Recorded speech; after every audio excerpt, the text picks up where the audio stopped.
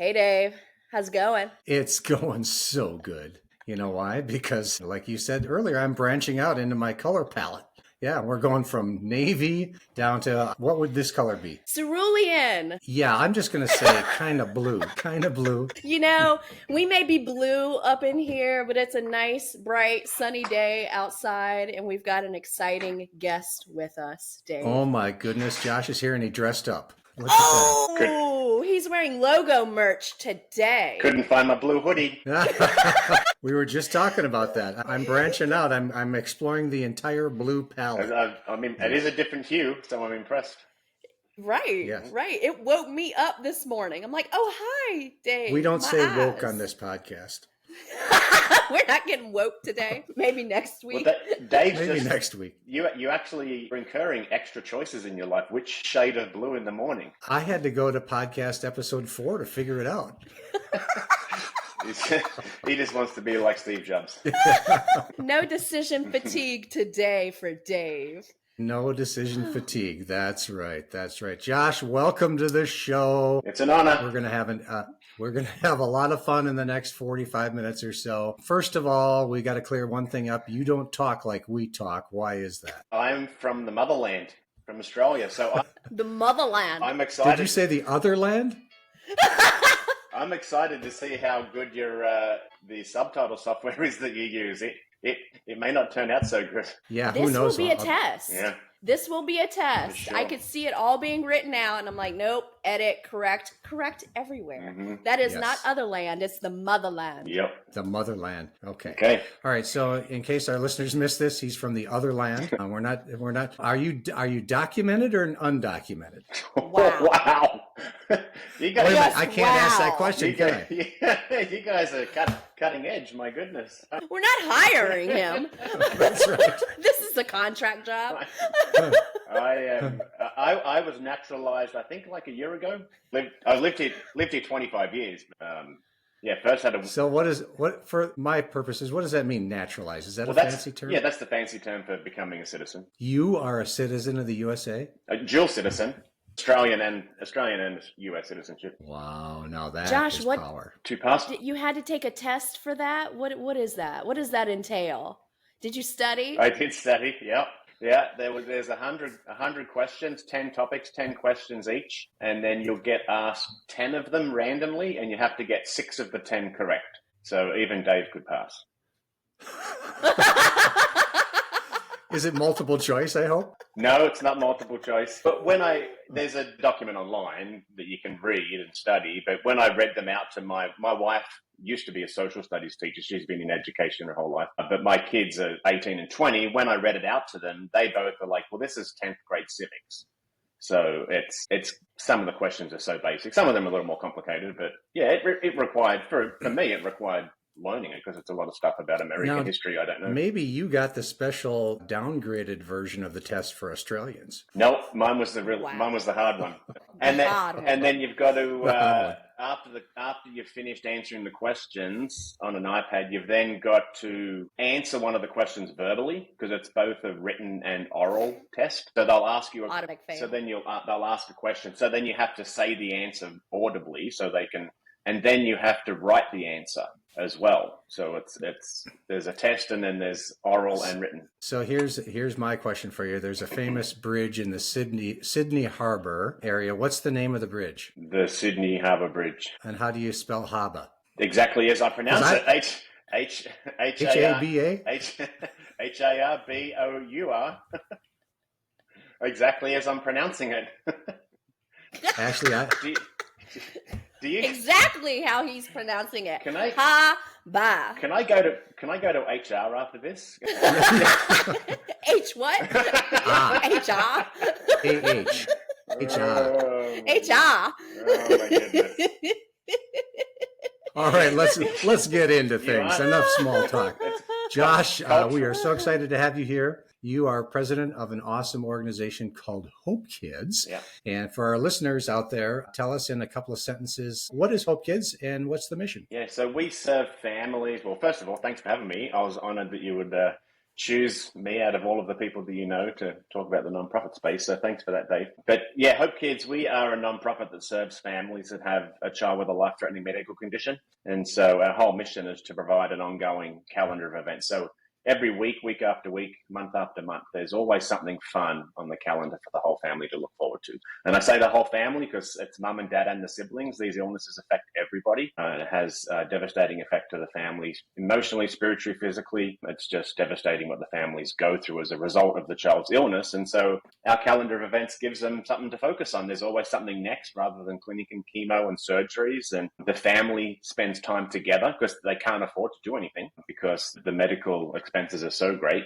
Over 65% of American bankruptcies are due to medical expenses. And so some of the statistics are devastating. And so our events bring the family together at a time that's critical. Research shows that if a kid has a strong family support, they're going to do better through treatment and they're going to present better. And so, and then our families spend time with other families just like them at our events, which is the most powerful thing. The support that forms amongst our families is critical. And so everything we do is free. And so that's what we're doing. We're about to open up our 8th market in Central Florida in the fall, serving over 6,000 families, doing over 3,000 events. So yeah, loving it and growing. Wow. Yeah. So someone described it to me this way one time. They said, Make-A-Wish does one big thing for a family that gets chosen. Hope Kids does hundreds and hundreds, thousands and thousands of smaller things for families. And so the reach is a little different, both very, very... Both, yeah, working with the same population, but both very, very needed services.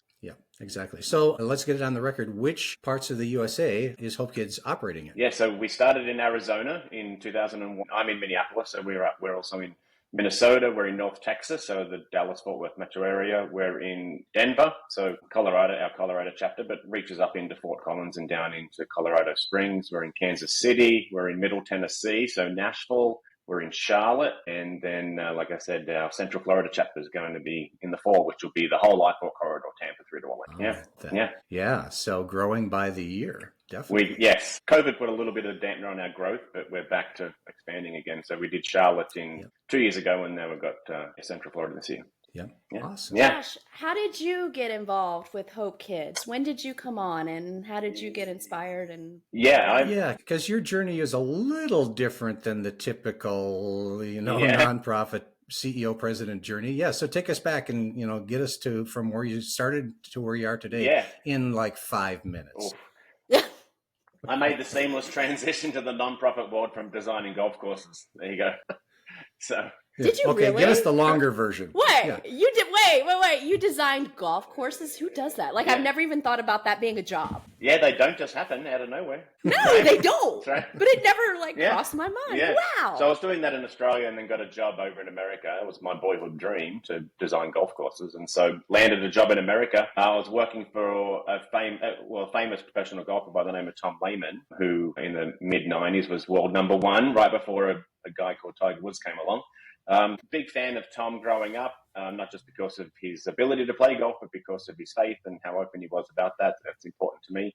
And so I ended up in America working for him. So I was living in Scottsdale and working for a Lehman Design Group. And Tom is the honorary national chair of Hope Kids. So he has been involved since Hope Kids started as a supporter. And so I was introduced to Hope Kids through Tom. So I was feeling a calling away from designing golf courses. I'd been living in America about 7 years and wanted to get into some ministry that serves family and kids. And so it was kind of Tom that connected all the dots for my wife and I walked away from designing golf courses and moved to Minnesota to start Hope Kids up there. Hope Kids was just in Arizona at the time. So, I was the second employee. So in episode number 5, thing number 5, we talked about decision-making and having a clear set of criteria for your selection. So what would have been Tom's musts or wants to get you involved? Well, it was interesting because Hope Kids had just spoken to Tom about the idea, because he wasn't on the board, but he was a valued opinion. And so they just ran the idea by him. It was like, hey, do you think Hope Kids could work outside of Phoenix? And so Tom said, well, sure, absolutely. This model would work in other markets, but it's really going to be dependent upon the people who are running the chapter, kind of the heart behind the organization and the mission and the people running it. So they put together a plan. They listed a whole bunch of different cities in a certain amount of time. And Tom was like, I'm not necessarily sure that's the best approach. I think you should try and find the right people and then just see where the city is. That's not our model for expanding, how we do it now, but that was their approach, and they listed a whole bunch of cities. He said, I don't necessarily agree with choosing all of the cities in this certain time. He goes, but if you're going to list cities, why didn't you list Minnesota? Because Tom's from Minnesota. He grew up in Minnesota. He's Minnesota's favorite son from a golf perspective for sure. And so he was surprised that they didn't have, with his connection, they were surprised that Minnesota wasn't on their list for expansion because it checked every box. So Tom was the one that kind of connected those dots. My wife is from the Midwest. Her brother was living in Minneapolis, still does. Her best friend was living in Minnesota. She's from Sioux Falls. So he knew that for us, it would have been a connection and a return kind of closer to home for my wife. And so, yeah, he's like, would you move? And I'm like, well, I'm not going to tell you I want to do God's will and do it on my own terms. And he's like, would you move to Minnesota? I'm like, no way in the world will I move to Minnesota. Right? No way. So we did. And it's been 18 years. My wife left the Sioux Falls to get out of the cold. So now she's back. And over 18, there's been a few days where she hasn't reminded me about the cold. So over the last 18 years, she hates, just a few. She still hates the cold, but we're making a difference and having an impact. So, yeah, it was kind of Tom that connected the dots. But our expansion model is vastly different than it was 18 years ago. Sure. Yeah. Yep. So those early days, so you know what the podcast is about? It's about leadership principles and living leadership. It's about making smart decisions. It's about managing relationships. Yeah. So early on, you must have had all of that in your kind of to-do list, right? I'll have to jump in. Given the name of the podcast, I'm surprised you've had so many episodes. So. Okay, rule number one, Josh, we make the jokes. Okay. No. All right. So what was your question again? Yes, he was just waiting to get that one out. Just waiting. He can check that one off his list now. So my question was, early on, you got here. There's one chapter. You didn't really have a playbook other than what was going on in Phoenix. So, thinking about all the decisions that had to get made, all the stuff that had to get done, all the relationships that had to, first you had to recruit people, then you had to get relationships, right? So talk a little bit about that. Yeah, I was thrown in the deep end because I had no idea what I was doing, right? I was designing golf courses. I'm a civil engineer by education, designing golf courses, and now all of a sudden I'm running a nonprofit. So I don't know if I would hire myself now, right? So, but I was passionate about what HopeKids did. And so I was comfortable around people. I utilized golf as a networking tool to be able to grow HopeKids up in Minnesota. And so I just did what I thought made sense.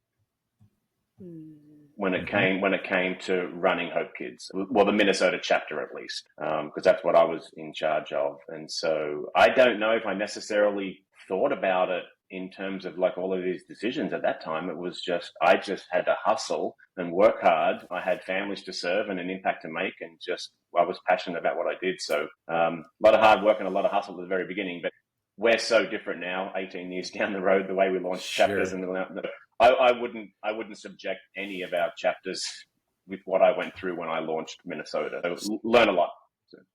So it's really interesting because what you just described in your startup mode here in Minnesota is going to be, I think, very similar to what our next guest who will be on talking about the world of entrepreneurship and startups and all that stuff, Frank, because he will most likely say the same thing, maybe different words. We didn't have time to think about decisions. We didn't have time to think about our leadership principles. We didn't have time to think about strategic relationships. We just had to get stuff done. Yep. We just had to find a way to survive and get our feet on the ground and serve who it is that we're trying to serve. Yeah, and a lot of nonprofits, they all get started at some point. It's kind of like Ash's comment about golf course design, right?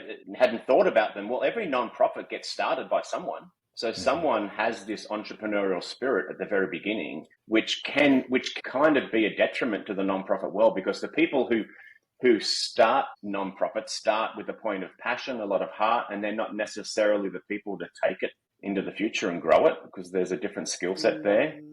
So I think that can be a stumbling block to some of the success and some of the challenges that nonprofits face, because some of the decisions that aren't made do end up affecting them long term. So yeah, it gets started by entrepreneurs and people with heart and passion, but it needs to be run by people with business acumen to make the right decisions if you want to scale and grow. Yeah.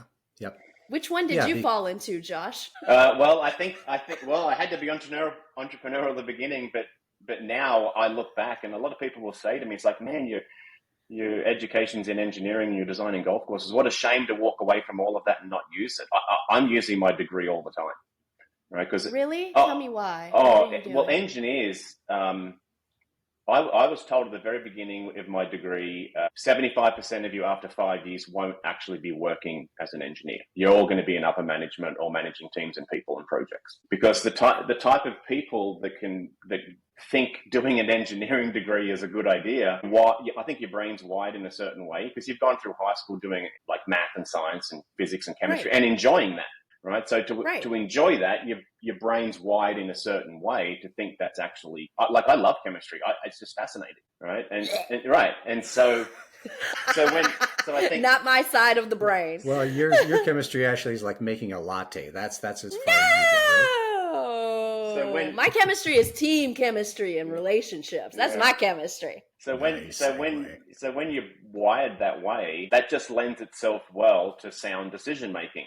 Analytical thinking, strategic thinking, systems and processes, and especially in the nonprofit world, we've got to do as much as we possibly can with as little as possibly can. Like I'm always looking for ways to save time and save money and run things as efficiently as possible. And that's what an engineering degree is. And you're trained to think a certain way. So, awesome. I'm using my degree indirectly all the time. Yeah. Now, I first met Josh back in 2007, maybe? 2010, 2011. Somewhere in there. Mm-hmm.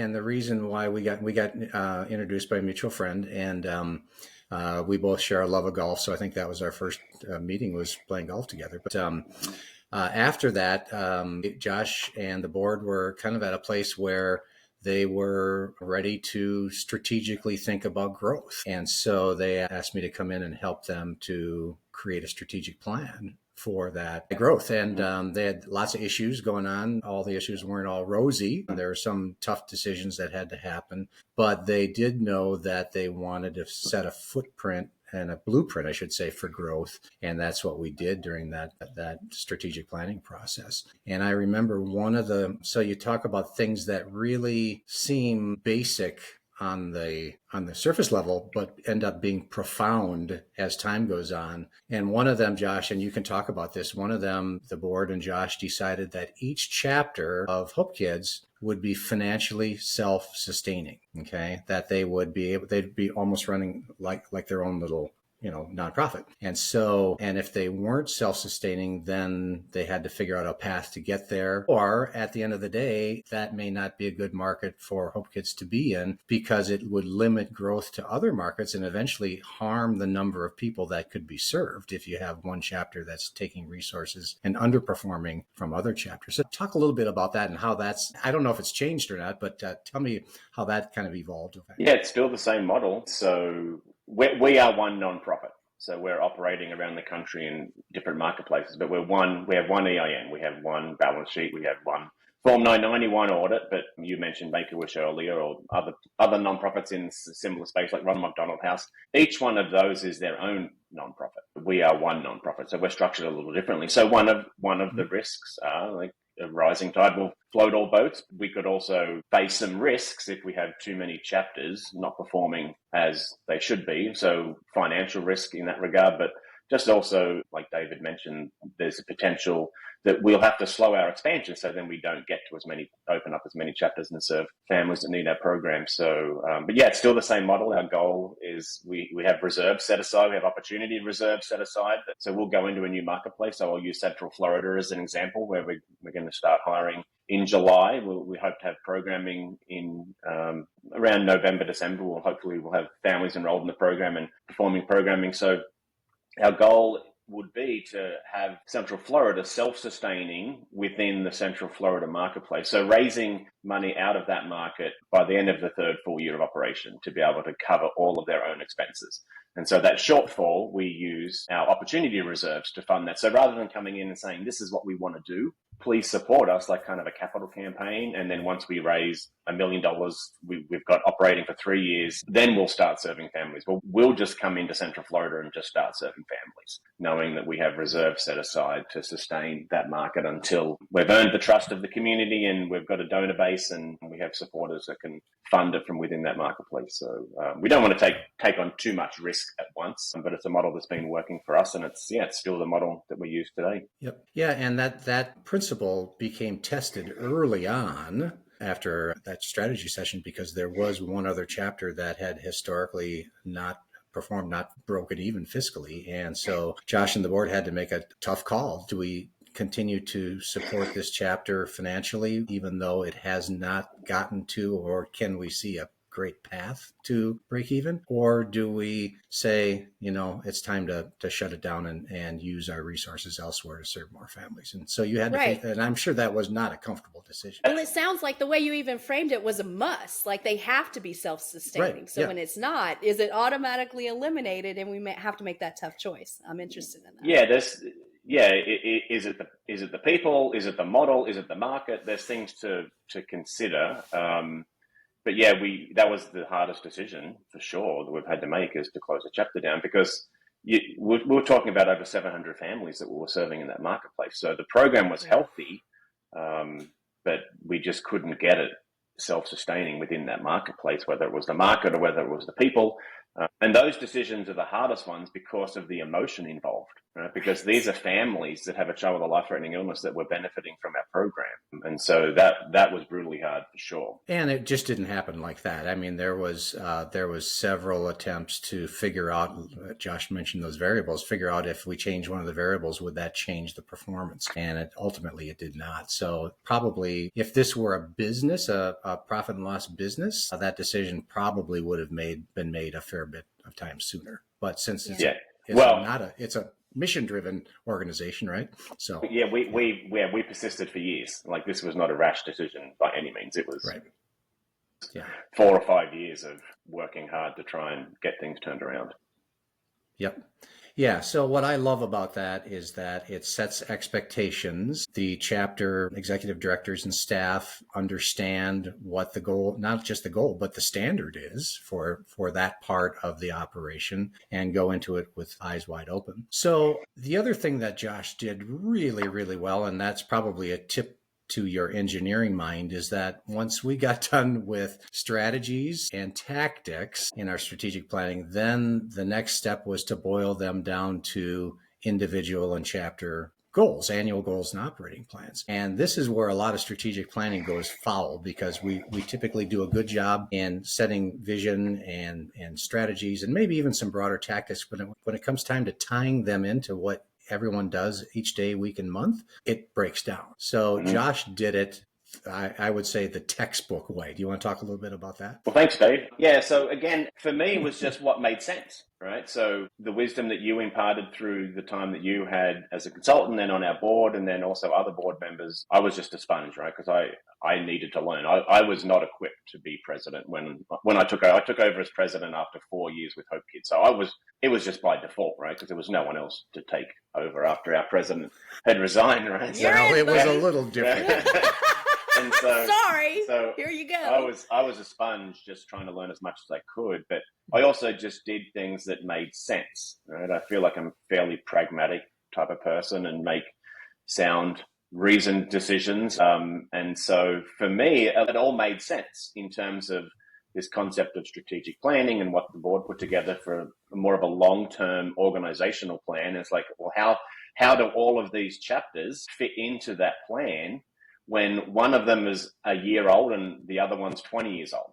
Yeah. Right? How did that all fit together in a method and methodology that is kind of consistent? So we put down, and it was like everything has to fit on one page. That was one thing. It's like if it goes onto 2 pages, either you're too wordy or there's too much stuff that you're not even going to get to. So So everything had to fit on one page. And then, we just had a bunch of objectives and goals and tactics from a chapter perspective that all fed up. They had to tie to our national strategic plan, just so we could get each chapter working towards a shared common goal in terms of impacting our families. That's ultimately what all of our decisions should be. It doesn't matter whether it's an administrative decision behind the scenes that we're making as a national team. Ultimately should all be to fulfill our mission and vision.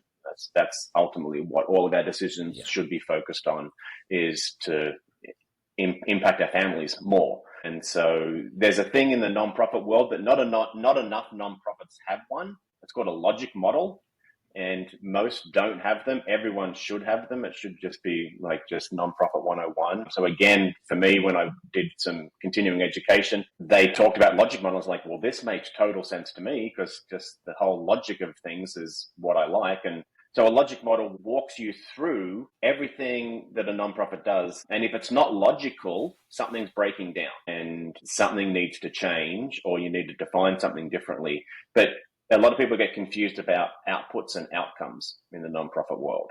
An output is vastly different from an outcome. An output would be, let's say it's an after-school program. We had an increase of 50% of kids enrolled in the program. Well, okay, what if none of them graduated, right? So an output is kind of the numbers of things. The outcomes is the change in something. And so a lot of people will say, hey, look at the impact we had. Well, we had so many kids enrolled in an after-school program. Well, that doesn't necessarily tell the whole story. And so a logic model will walk you through all of your inputs, which would be your time and your money and your staff and your board and volunteers, and then walk from inputs to outputs and your programs, and then your outcomes, so your immediate and short-term and long-term outcomes all the way, and it should tie together to your vision. Right? So you should be able to walk logically through this document from all of your inputs to all of your outputs to your programs and your outcomes, and it should tie to your vision. And if it doesn't make sense, then there's something amiss. Now that is a perfect engineering-based discussion of something that has a giant amount of heart in its mission, right? Yeah. So yeah. It is. It's all heart-based. Ultimately, it's to impact the families, but there is a lot of thought and decisions behind doing that. So yeah. Do you need to take that, Josh? No. Yeah, we'll pause for a second. I'm sorry. Let the phone ring. No, it was an alarm. It was a timer that I shouldn't have had set. You said I have only 30 minutes to spend with these people. I have only 30 minutes. Time's up. So getting back to that, one of the things that should happen if the logic model works and the strategies get boiled down to tactics, get boiled down to activities, then Josh can go to any chapter and go to any employee and say, hey, what are you working on today? Well, I'm working on this, this, and that. Oh, that's great. Which goals does that tie into? Well, it ties into this goal. Okay. And then which national tactic and strategy does that tie into? Well, that ties in over here.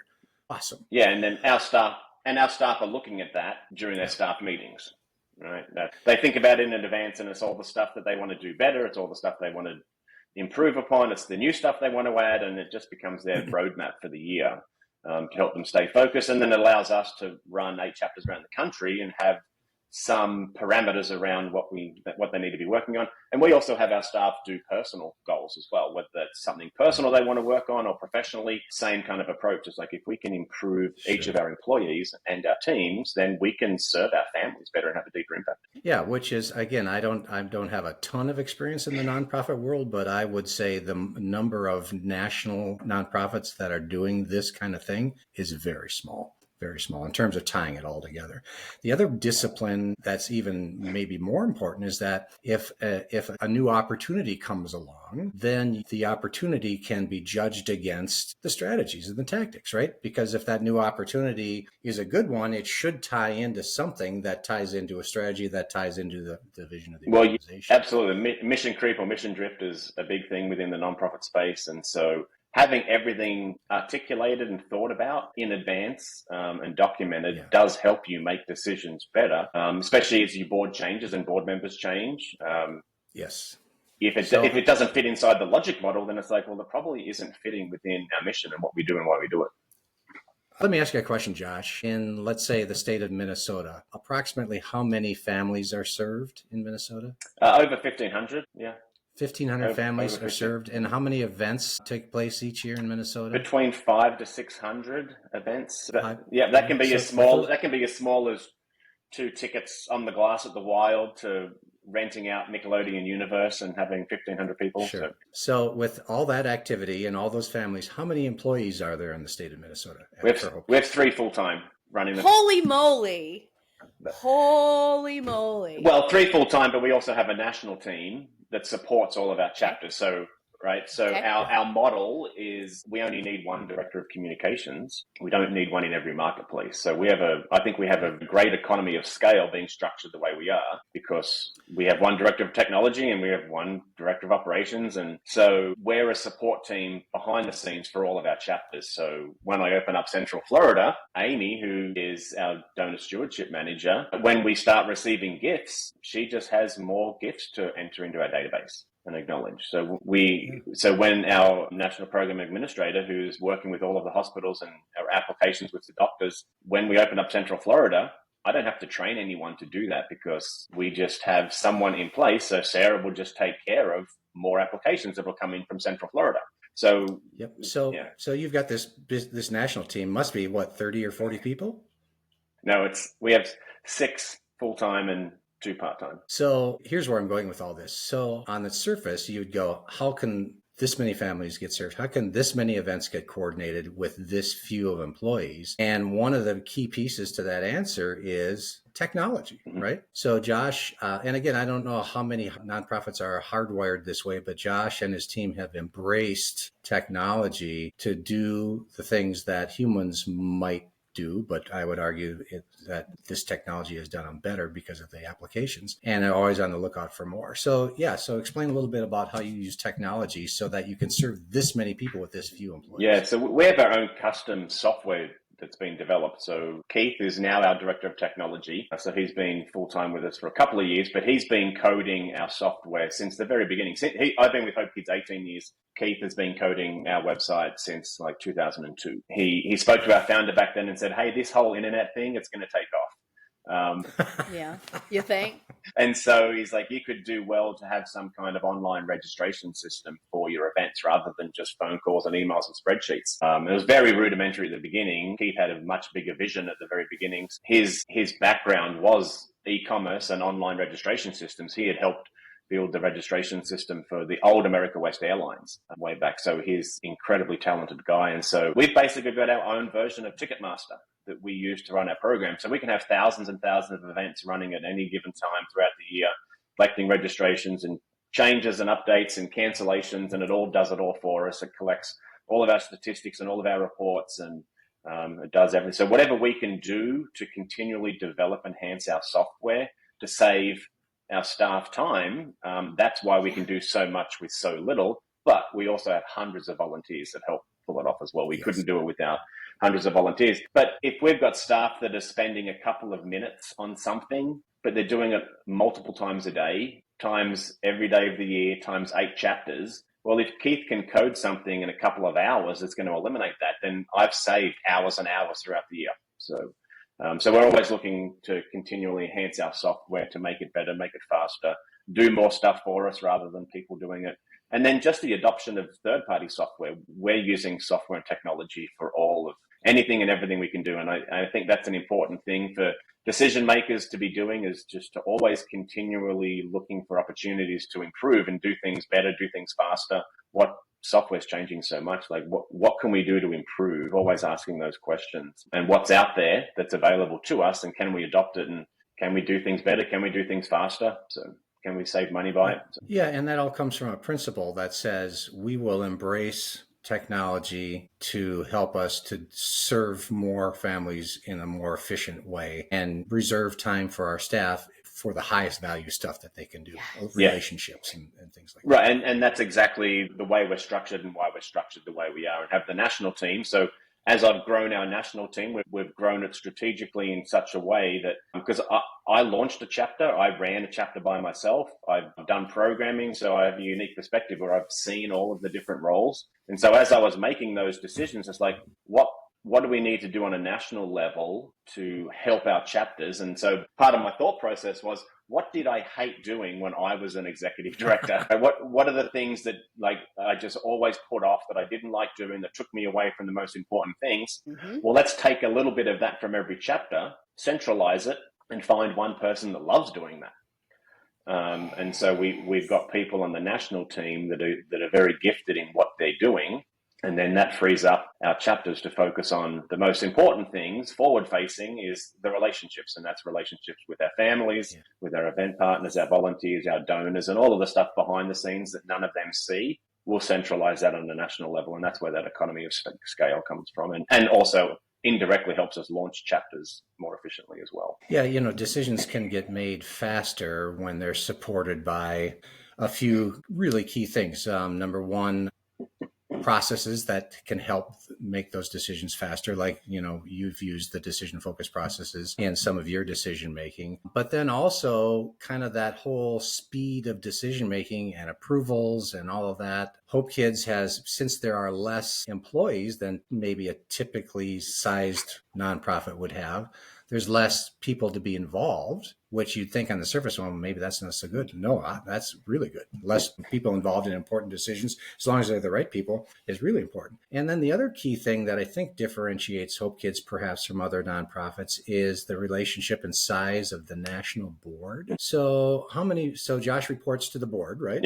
Yeah, I'm on the board. Yep. Yeah, so our bylaws call for between 5 and 9, which is on the smaller side of boards, but our focus is to find a diverse group of strategic thinkers that can help make our decisions and help push the organization forward. And so I've seen nonprofits that have 30, 40 people on their board, and they're on for different reasons, and that's just not our approach. I don't want 40 bosses. And so I want us to be really nimble and really effective in the way we make our decisions and serve the organization and move it forward. Yeah, and so I would say differently, you don't want 40 bosses. Nobody wants that level of oversight. And when you have a board that big, then you're going to have all kinds of waste and inefficiency at the board level, and that's just going to trickle down into the organization. Well, and I speak with other nonprofit leaders, and that is one of the frustrations. But a lot of them have fairly large give or get policies. So when you've got 30 or 40 of them, they're also bringing in a lot of money, which is which is invaluable to the organization too.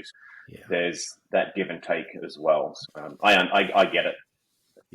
Yeah, definitely. But some of the stuff you're talking about still kind of reminds me of an entrepreneurial organization, a smaller organization that's growing, but has to stay nimble, fast, has to be able to embrace change, has to be able to do stuff because it matters, not do stuff because someone said we should be doing stuff. And so that, I think, is the key for most organizations, profit or nonprofit, when they're in that, small, getting bigger. And at some point, you're probably going to have to face another sort of level of complexity and size that you're going to have to deal with, right? Yeah, absolutely. So there'll be new problems for us to deal with and new decisions to make that we haven't faced yet, because we're just going to get to that tipping point where we're bigger and bigger and bigger. And we'll have to make new decisions. We'll be able to make those decisions when we get there. Yeah. So we asked Tim this question last time. I'll ask you this question this time. So you've been at this for 18 years, right? Mm-hmm. So knowing what you know now, what would your current self tell your past self when you were just getting involved in all this? What wisdom would you pass on to your past self that would make a difference? I'm not a real reflective kind of person. I feel like I'm really focused on the future and forward thinking. So knowing where I came from, just being dumped into the nonprofit world, knowing nothing about it, and then the transition I had to make when our president resigned, there was a lot to clean up. Things were not run the right way. Like, it was a mess. I wouldn't change that for anything, even how hard it was. I think you just learn so much from mistakes you make. And I wouldn't want to miss out on any of that, right? So I would tell myself, just trust your judgment, trust your intuition and your initiative. Everything's going to be okay. Yeah. And pack more winter clothes. More thermals, wools. Like, I moved to Minnesota not knowing where it was on the map. I knew it was up there, coming from the south. And I'm like, okay, well, I am here. They told me it was going to be cold, and it was. Yes. Yeah. It was colder than you ever imagined, wasn't it? So Dave, you were intimately involved with what we went through. As difficult as it was, I wouldn't want to not change that for anything. Yeah. Because I learned so much through it. And so I would hate to give myself advice to avoid any of the stuff that I've learned through. Sure. Well, yeah, and I think that common theme, Tim mentioned it, you are alluding to it, and I'm guessing Frank's going to mention it too, and that is, hey, failure is part of the process. Yeah. And so if we manage by fearing every failure or fearing every setback or avoiding everything that could go wrong, we're going nowhere. Absolutely. Right? You either win or you learn. And I think a lot of people, when it comes to decisions, where they get stuck, I think they're focusing on, I need to make the right decision. And they're hung up on this right or wrong. And that's just unfair. Yeah. You're trying to make the best decision you can based on the information you have available. And then in hindsight, they then judge themselves too harshly. It's like, man, I made the wrong decision. How do you know? Maybe the other options you had would have turned out worse.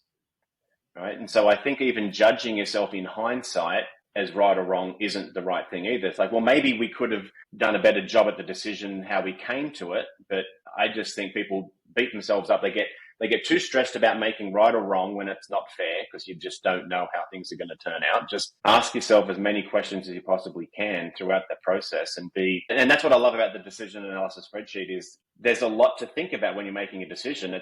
And your last couple of episodes where you talk about the musts and the wants, right? That's in every decision. People just don't know that they're thinking about that stuff, like they're doing the pros and the cons. So to think about all of the stuff that they want to have, and then also think about the choice that they have to make, it's just too much at once. And so when you can do all of your thinking in advance and spend weeks and months getting that down on paper on the decision analysis spreadsheet as musts and wants, so it's like that's removed from the actual decision you need to make. When you've thought all of that through so clearly without any stress of this right or wrong decision, it's like, okay, this is all the stuff that's important to us. And then you put the weighting to them and you do it as a team. Then it's like, okay, there's consensus. This is everything that we're looking for. Then all you're faced with is the comparing and contrasting all of your choices to make the best decision. So it simplifies everything so much. It takes away some of the complexity, and it just allows you to make a decision with total clarity because you've done so much thinking in advance of making the decision. Yep. Yes. Yep. And like Dave had said on last week's episode, there are multiple buy-ins that you have along the way. So by the time that you make the biggest decision, you've already come together so much as a team and you've already aligned. And so there's more confidence. Yeah, confidence is the right thing, because it's like, okay, well, I've done all this thinking. We've spent months thinking about all this. We have total confidence in all of this criteria. And I like how the spreadsheet, Dave, where you drilled into me, you're comparing against each of your options, not against an ideal. Because if you're comparing against an ideal, you'll never make a choice. Right. Yeah. It's hard to know what % of ideal is acceptable. Right. When you're doing it that way. Yeah. So Josh is describing the decision analysis process, part of the decision focus series, and you and your organization have made great use of that tool for a lot of different decisions, recurring decisions like hiring decisions, or even where to open up our next market. I know there's a criteria list for that. Yeah. We have criteria and musts and wants for launching our new marketplaces. We have it for all of our hiring decisions. So yeah, it's so adaptable for all sorts of different decisions, and paint colors too. Actually, you could do it for paint colors. Oh, I know. You can do it with paint colors. I've done it multiple times. Yeah, and I just want to make one more comment. What you said about fretting decisions and getting them right. By definition, decision making involves the future, right? Mm-hmm. It involves the future. We're deciding something now for an outcome we hope to get in the future. Nobody can control the future. Yeah. So we could make a really smart decision and have a bad outcome because something changed out there that we either were unaware of or had no control over. Yep. Now we can make a dumb decision, and that's going to increase the probability of a bad outcome. But every now and then we make not so smart decisions and get lucky because something changed for the better. But yeah, fretting the future, all we can control is the process and the inputs into that process. And that's a lot. Yeah. And I would think, I know you're talking about corporate world with Tim and now the nonprofit world and the entrepreneurial world with Frank. I think the decisions we have to make are probably different, just the nature of the industries. Some of them are probably similar, but I think the way everyone goes about making those decisions, regardless of the industry, should be the same. Yeah, I totally agree, because most decisions involve criteria. Most decisions involve more than one option. They should if they don't. And so, the same critical thinking process can be used in important decisions, no matter what the environment that you're in, where you're operating. Yeah, agreed. Well, what's next for you and HopeKids? Well, we're heading into a busy summer of fundraising events across all of our chapters. Summer is a busy time for our golf tournaments and our walks and things like that. So I've just come off a busy travel schedule the last couple of months, visiting a lot of our chapters. So yeah, busy summer of fundraising events, and then heading into the launching of our Central Florida chapter. So we'll start advertising in July. So that'll take up a good chunk of our time on a national level to get Central Florida launched. But had a great response from the community already. We've already had some financial support come out of the community right away. So that's been great. The hospitals have been responsive in both marketplaces. So we're excited to get Central Florida up and running and serving awesome. A bunch of new families that don't even know HopeKids exists, and they don't even know how much they're going to need it. So yeah, we're excited for that. It's a fabulous organization, and the website is HopeKids.org. HopeKids.org. And we'll throw them into the show notes, right, Ashley? Yes. So HopeKids.org. O-R-G. O-R-G. As we conclude, did either of you two bring a joke today? I did not. I had my joke earlier in the show. Yeah, he did. He already burned us. He burned us and set us afire in flames. I noted earlier you said you were a civil engineer, but after that joke, you were nothing but civil. Yes, that's right. Well, that's right. I don't have a joke, but I did need to have some work done at the dentist. My dentist retired, so I went and saw a new dentist last week. So he's doing the interview, and part of the interview he says, "Now, do you smoke or drink coffee?" And I said, "How on earth would you smoke coffee?"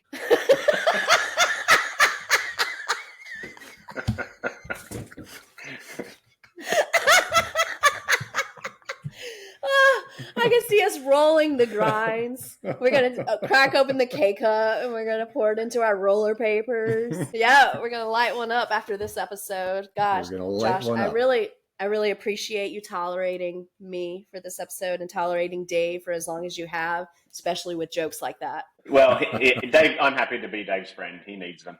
Yeah.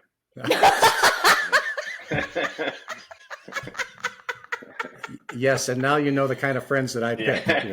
Yeah. No, all truth aside, Dave's had a huge impact on my life and my growth over the last 18 years as well. So, invaluable resource to have Dave as a consultant and as chairman of the board. The most important relationship a nonprofit can have is the relationship between the president or CEO and the chairman of the board. It's critically important. And so I've been blessed to have a great chairman of the board with Dave and Steve and another Dave. So huge impact on me and my life over the last 18 years. So yeah, we're friends, but Dave's poured into me and it's been invaluable. So thanks, Dave, for everything that you've done for me and for HopeKids. The feeling is mutual and the friendship will continue despite your words. Okay, good. Can I still come to MGC?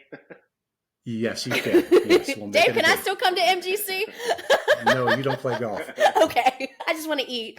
Yeah, there you go. All right, Josh. Thanks again, mate. Now, see, it's not friend, it's not pal, it's mate. Thanks, right? mate. I still say it all. Mate. I still say it all the time on the phone, and I don't even know I'm doing it. So yeah. Old habits die hard. Yeah. All right, Josh. Take care. Thanks, Dave. Thanks, Ash. Yes. Bye. Yes. So long. Thank you to Josh for what he is doing for the kids and the families of HopeKids. Yes, and thanks to him for being part of the group today and the conversation. It is really an amazing organization. Check them out, and you'll find a lot of what they do is just simply marvelous. So check it out. And that is all we know about this stuff we know. Bye. Bye-bye.